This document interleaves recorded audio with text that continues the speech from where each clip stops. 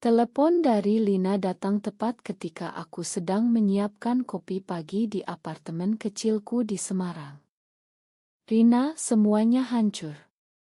Ayahku menerima pesan yang seharusnya untukmu. Dia tahu tentang kita sekarang, dan aku akan bertunangan dengan Rea sore ini. Suaraku hilang seketika. Dunia seolah berhenti berputar saat kata-kata itu meresap ke dalam pikiran. Pesan yang salah kirim itu berisi ungkapan cintaku yang paling dalam kepada Lina, tapi malah mendarat di ponsel ayahnya hanya beberapa jam sebelum akad nikah. Kami telah menyembunyikan hubungan ini selama 3 tahun. Di Indonesia, di mana agama dan tradisi begitu kuat, cinta seperti kami dianggap dosa besar. Lina berasal dari keluarga kiai yang taat, sementara aku hanya gadis biasa yang bekerja di KAI dekat kampus. Kami bertemu di universitas, dan dari situ perasaan itu tumbuh pelan-pelan, penuh rahasia dan ketakutan. Sekarang semuanya terbongkar. Aku buru-buru naik motor menuju rumah Lina di pinggiran Semarang. Rumah besar dengan pagar tinggi dan masjid kecil di halaman depan itu terlihat lebih menakutkan hari ini. Saat tiba, aku melihat mobil-mobil keluarga sudah parkir. Lina menyambutku di teras dengan mata bengkak. Ayah marah besar, Rina. Ibu menangis terus. Mereka bilang ini ujian dari Allah, dan aku harus menikah dengan Rea untuk menebus dosa. Kami berbicara cepat di belakang rumah. Lina menceritakan bagaimana pesan itu muncul. Dia bermaksud mengirimkan aku tidak bisa melanjutkan ini tanpa kamu, Rina. Cintaku hanya untukmu ke nomorku, tapi dalam kepanikan karena tekanan ibunya yang terus mendesak soal pernikahan, dia salah pilih kontak dan mengirim ke grup keluarga besar. Ayahnya yang sedang mempersiapkan akad langsung membacanya di depan semua saudara. Seketika, rumah yang biasanya tenang menjadi medan perang. Paman dan bibi datang membahas bagaimana menutupi skandal ini. Kita tidak bisa biarkan nama keluarga tercemar, kata ayah Lina dengan suara tegas tapi tidak kasar, hanya penuh keyakinan yang sudah diwariskan turun-temurun. Bagi mereka, homoseksualitas adalah penyimpangan yang harus diperbaiki dengan pernikahan yang sah menurut syariat. Lina terlihat hancur, terjebak antara cintanya padaku dan ketakutan akan murka Tuhan serta pengusiran dari keluarga yang selama ini menjadi segalanya baginya. Aku merasa bersalah karena telah merusak hidupnya, meski aku tahu perasaan kami murni dan tulus. Malam itu kami bertemu lagi secara diam-diam di taman dekat masjid. Lina menangis di bahuku. Aku takut, Rina. Al-Quran bilang ini salah. Tapi bagaimana aku bisa hidup tanpa kamu? Aku tidak punya jawaban yang sempurna. Aku hanya bisa memeluknya, merasakan betapa rapuhnya dunia kami yang selama ini kami bangun dengan hati-hati. Konflik baru saja dimulai, dan aku tahu pilihan yang akan datang akan menyakiti salah satu pihak, atau bahkan semua. Keesokan paginya, telepon dari Ibu Lina datang. Rina, tolong datang ke rumah. Kita perlu bicara sebagai keluarga. Suaranya lembut tapi tegas, seperti seorang ibu yang sedang berusaha menyelamatkan anaknya dari jurang. Aku pergi dengan hati berdebar. Di ruang tamu yang biasa digunakan untuk pengajian, ayah Lina duduk di kursi utama, mengenakan sarung dan peci. Lina duduk di sampingnya dengan kepala tertunduk. Rea, pria yang sudah dipilihkan keluarga sejak lama, juga hadir dengan wajah tenang tapi cemas. Kita semua tahu apa yang terjadi, kata ayah Lina pelan. Ini bukan hanya soal cinta. Ini soal iman, soal masa depan Lina, soal kehormatan keluarga. Allah memberi kita jalan yang benar, anakku. Pernikahan dengan Rea adalah penebusan. Lina mengangkat wajahnya, air mata mengalir. Tapi ayah, aku mencintai Rina. Bukan karena aku ingin memberontak, tapi karena hati ini sudah memilih. Rea menatapku dengan mata penuh pengertian, bukan marah. Aku tidak mau memaksa, Lina. Tapi keluargamu sudah berusaha keras. Aku siap menunggu sampai kamu yakin. Kata-katanya membuatku semakin bingung. Tidak ada yang berteriak, tidak ada yang memaki. Hanya kebenaran masing-masing yang saling bertabrakan. Aku duduk di sana, merasa seperti orang asing di rumah yang pernah kukunjungi diam-diam. Ibu Lina memegang tangan anaknya. Kita semua pernah mengalami godaan, nak. Tapi kita pilih jalan yang lurus. Rina, kamu anak baik. Tapi ini bukan tempatmu. Kata-kata itu menusuk, tapi aku mengerti. Mereka tidak membenciku. Mereka hanya takut kehilangan Lina selamanya. Pertemuan itu berlangsung berjam-jam, penuh doa dan nasihat. Saat pulang, Lina mengirim pesan singkat, "Aku masih mencintaimu, Rina. Tapi aku takut kehilangan semuanya." Aku membaca pesan itu berulang kali, air mata jatuh ke layar ponsel. Ini baru permulaan. Hari berikutnya, rumah Lina dipenuhi kerabat yang datang untuk musyawarah keluarga. Aku tidak diundang secara resmi, tapi Lina memohon agar aku datang sebagai teman dekat. Di ruang utama, ustadz dari masjid setempat hadir, seorang pria paruh baya dengan jenggot putih dan suara yang tenang penuh hikmah. "Anakku Lina," katanya sambil memegang al-Quran kecil, "Allah menciptakan laki-laki dan perempuan untuk saling melengkapi. Apa yang kamu rasakan terhadap Rina adalah ujian. Bukan dosa yang tidak bisa diampuni, tapi harus diperbaiki dengan taubat dan pernikahan yang halal." Lina menggigit bibirnya kuat-kuat. Aku duduk di pojok, merasa jantungku seperti diremas. Ustadz tidak menatapku dengan jijik, malah tersenyum lembut. "Rina, kamu juga anak Allah. Tapi cinta yang kalian bangun ini bertentangan dengan fitrah. Bukan berarti kalian jahat, hanya tersesat sebentar." Perkataannya membuat ruangan hening.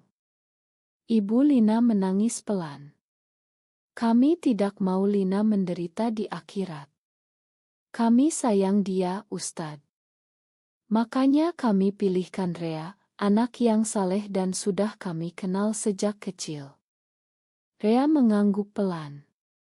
"Saya siap menerima Lina apa adanya. Saya tahu ini berat, tapi saya percaya Allah akan memberi petunjuk."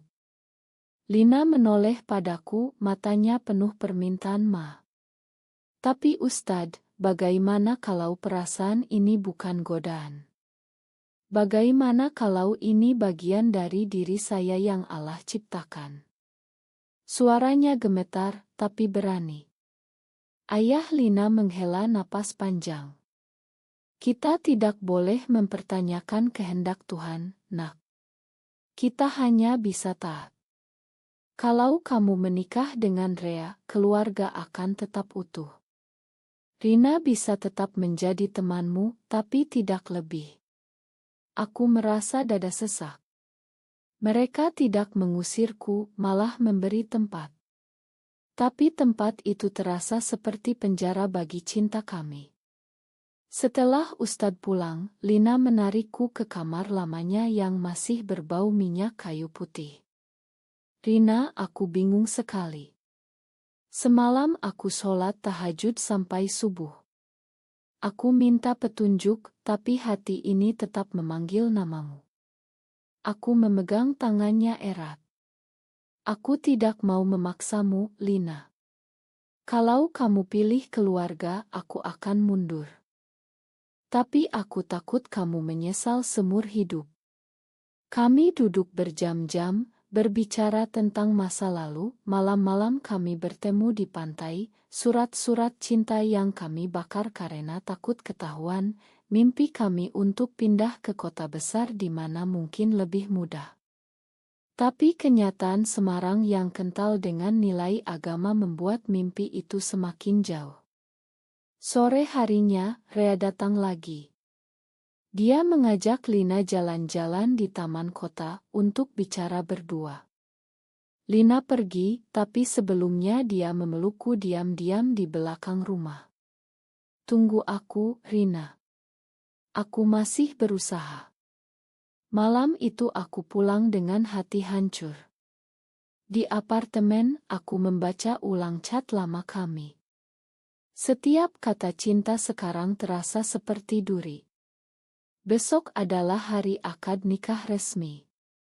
Lina mengirim pesan tengah malam, aku tidak tidur, Rina. Aku mencintaimu. Tapi ayahku bilang kalau aku mundur, ibuku bisa sakit keras. Aku tidak mau jadi anak durhaka.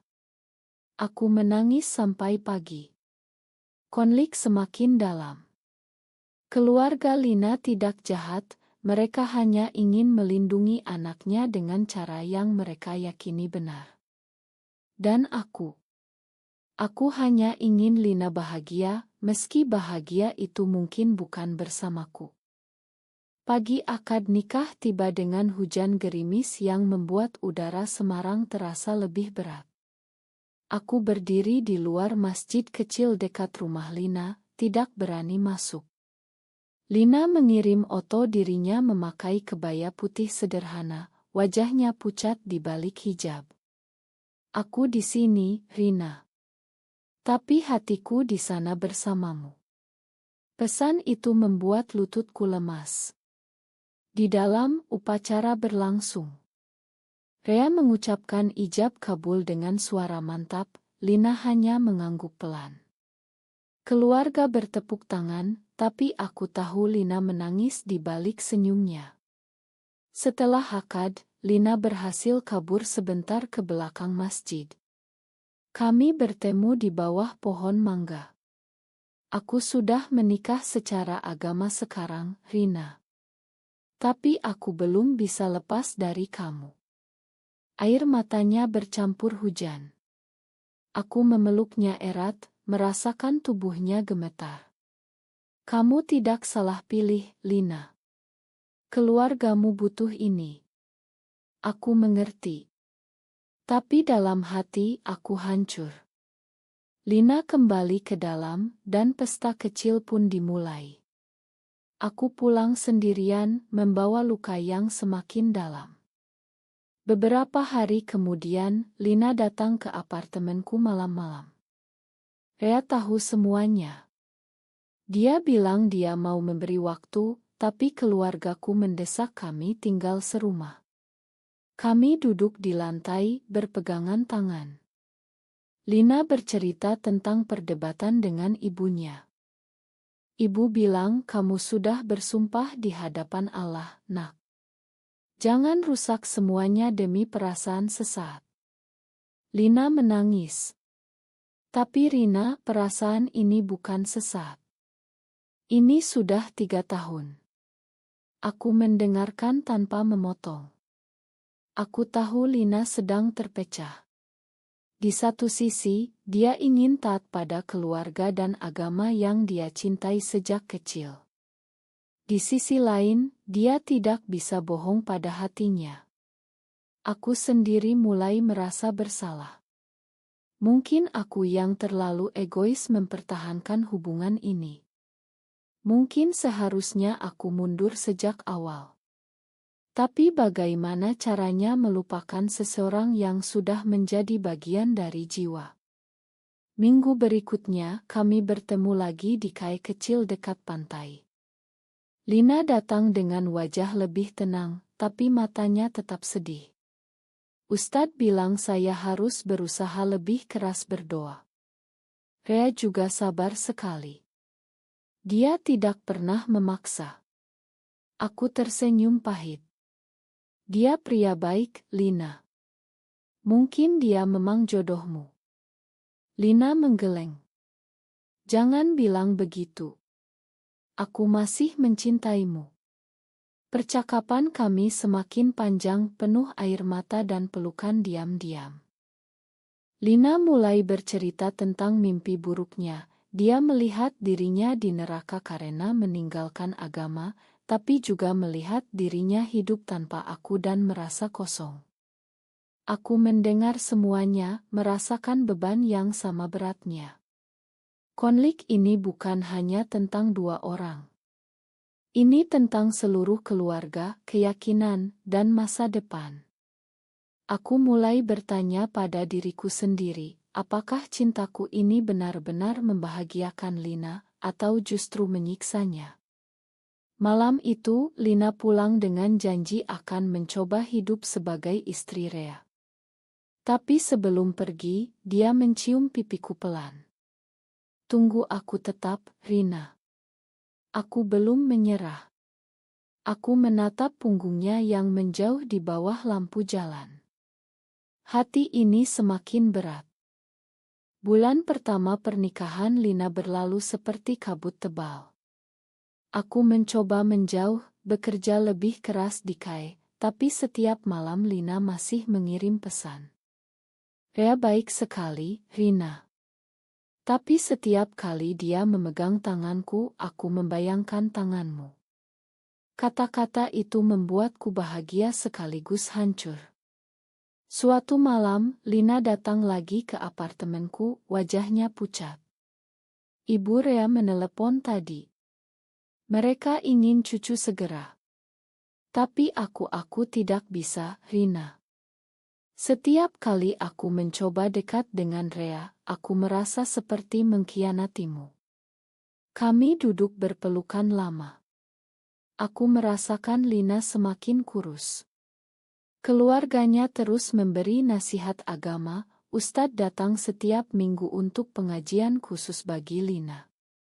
Mereka bilang ini cara Allah menguji kesabaran kita, kata Lina sambil menangis. Tapi aku merasa semakin jauh dari Allah karena terus berbohong pada diri sendiri. Aku tidak tahu harus bilang apa. Di satu sisi, aku ingin Lina kembali padaku. Di sisi lain, aku melihat betapa beratnya beban yang dia pikul. Suatu hari, ayah Lina meneleponku langsung. Rina, saya tahu kamu anak baik. Tolong bantu Lina. Dia semakin murung. Kalau dia terus seperti ini, keluarga kami bisa hancur. Suaranya tidak marah, hanya lelah. Aku pergi ke rumah Lina lagi. Di sana, Rea duduk bersama ayah dan ibu Lina. Kita semua ingin Lina bahagia, kata Rea pelan.